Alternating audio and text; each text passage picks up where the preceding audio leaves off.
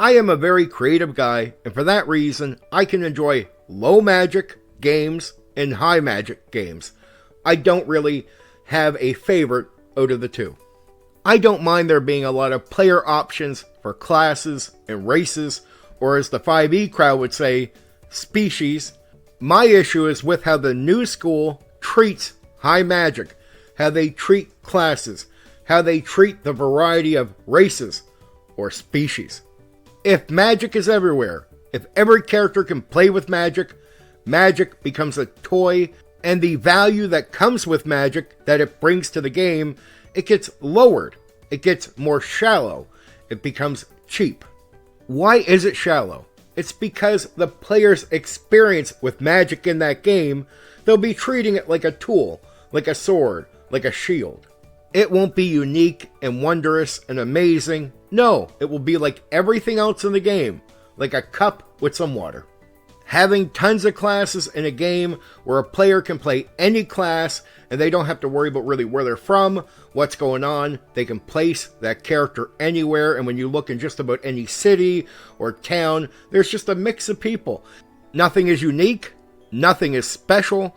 The classes don't mean that much to the world, so you might as well be picking a class for a video game.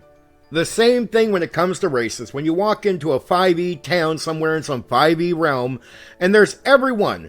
You're not special, you're not unique, there is nothing special about you, there's really nothing unique at all. And from what I could tell with some of the newer games, they don't even really try to put any details in each different race to make them unique from one another.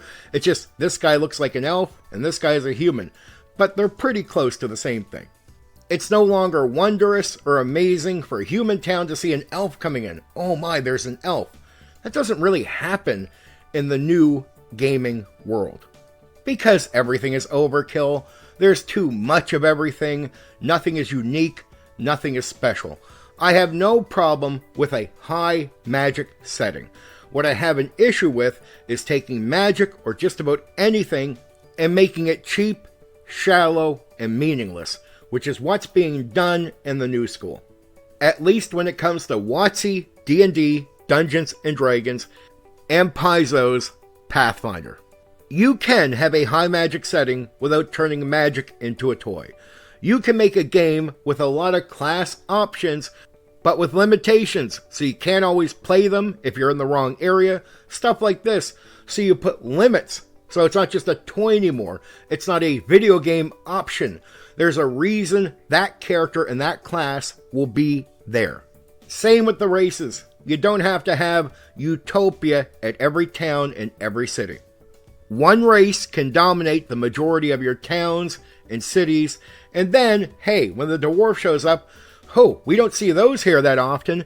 It will be unique. It might lead to unique dialogue, interaction, role play, and you'll have a lot of fun.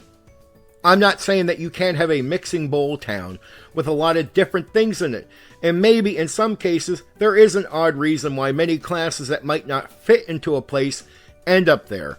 So there can be reasons for that, but it doesn't have to be in just about every location. Put limits, don't overuse, bring value back to the things that are important to the game, regardless if you run a high magic setting. For now, take care.